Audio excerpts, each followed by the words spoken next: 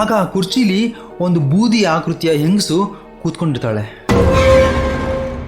ಅವಳ ಕಣ್ಗಳು ಬಿಳಿಯಾಗಿರ್ತವೆ, ಮುಖದಲ್ಲಿ ಸುಟ್ಟ ಗಾಯ ಆಗಿರುತ್ತೆ, ತುಟಿಗಳಿಂದ ಹೊಗೆ ಬರ್ತಾ ಇರುತ್ತೆ. ಆಗ ರಾಕೇಶ ಭಯ ಪಟ್ಕೊಂಡು ಸುತ್ತ ನೋಡ್ತಾ ನೋಡ್ತಾ ಇರಬೇಕಾದ್ರೆ ಆ ಆಕೃತಿಯಿಂದ ಒಂದು ಧ್ವನಿ ಹೀಗೆ ಬರುತ್ತೆ.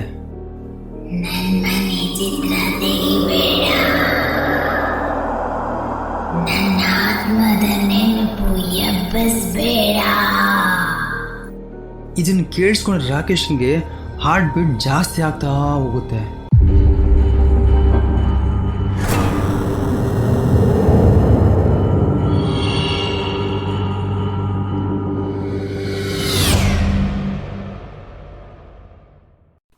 ಅಜ್ಜಿ ಹೇಳಿದ ಕಥೆಗಳು ಯೂಟ್ಯೂಬ್ ಚಾನಲ್ಗೆ ನಿಮ್ಮೆಲ್ರಿಗೂ ಸ್ವಾಗತ.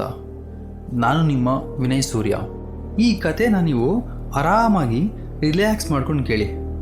ಸಾಧ್ಯ ಆಯಿತು ಅಂದರೆ ಇಯರ್ಫೋನ್ ಯೂಸ್ ಮಾಡಿ.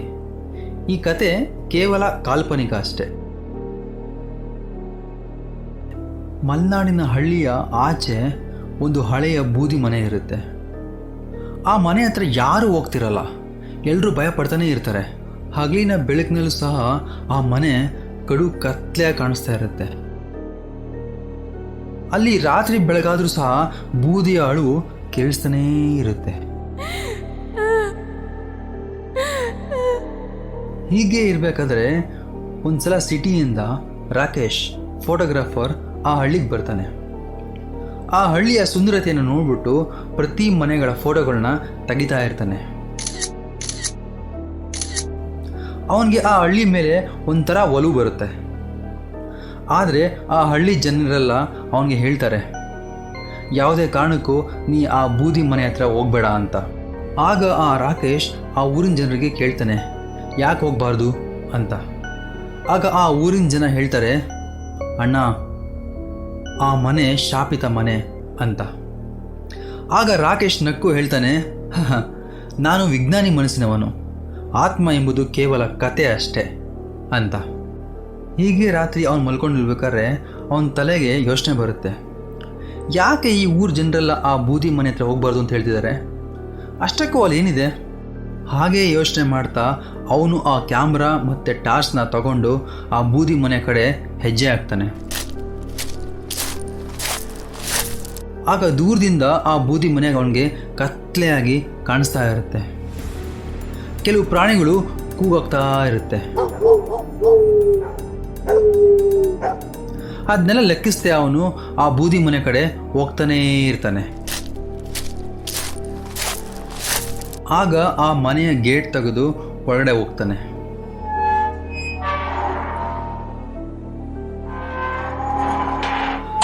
ಆ ತುಕ್ಕಿಡಿದ್ರ ಬಾಗಿಲು ತೆಗಿತಾನೆ. ಆದರೆ ಆ ಬಾಗಿಲು ವಿಚಿತ್ರವಾಗಿ ಸೌಂಡ್ ಮಾಡುತ್ತೆ.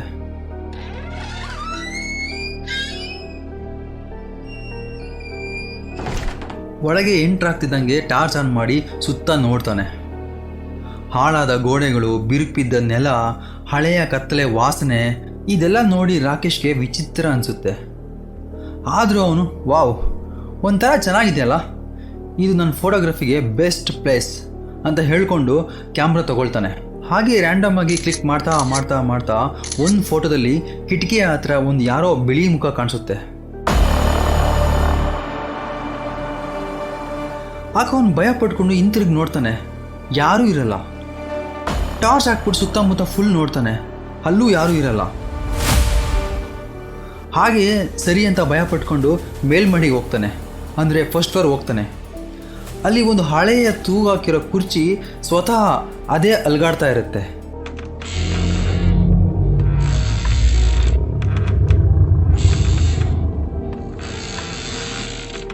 ಅಲ್ಲಿ ಗಾಳಿನೂ ಇರಲ್ಲ, ಎಲ್ಲ ಕಿಟಕಿಗಳು ಮುಚ್ಚಿರುತ್ತೆ. ಆದರೆ ಕುರ್ಚಿ ಮಾತ್ರ ನಿಧಾನವಾಗಿ ಹಿಂತಿರುಗ್ತಾ ಇರುತ್ತೆ. ಆಗ ಗಾಬರಿಯಾದ ರಾಕೇಶ ಟಾರ್ಚ್ ಬೆಳಕನ್ನು ಇನ್ನೂ ಜಾಸ್ತಿ ಮಾಡಿ ಆ ಕುರ್ಚಿ ಹತ್ರ ಬಿಡ್ತಾನೆ.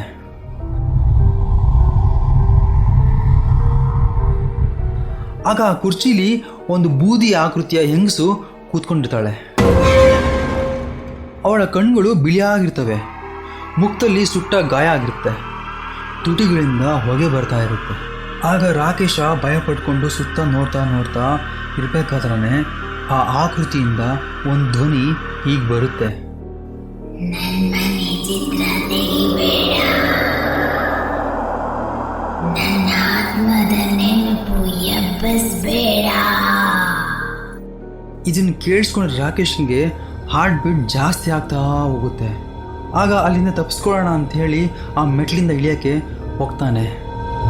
ಅವಾಗ ಆ ಕತ್ತಲಲ್ಲಿ ಅವನಿಗೆ ಗೊತ್ತಾಗದೆ ಭಯದಿಂದ ಆ ಮೆಟ್ಲಿಂದ ರಪ್ ಅಂತ ಕೆಳಗೆ ಬೀಳ್ತಾನೆ.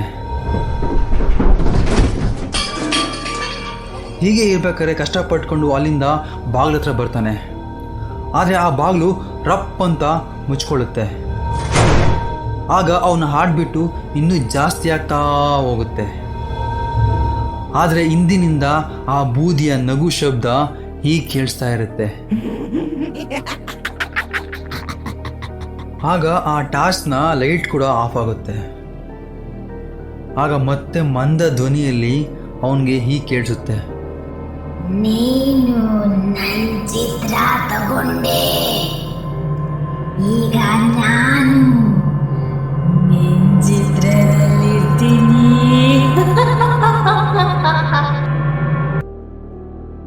ಹೀಗೆ ಬೆಳಿಗ್ಗೆ ಕೋಳಿ ಕೂಗಿದ ತಕ್ಷಣ ಹಳ್ಳಿ ಜನರೆಲ್ಲ ತಮ್ಮ ತಮ್ಮ ಕೆಲಸಕ್ಕೆ ಸ್ಟಾರ್ಟ್ ಮಾಡ್ತಾರೆ.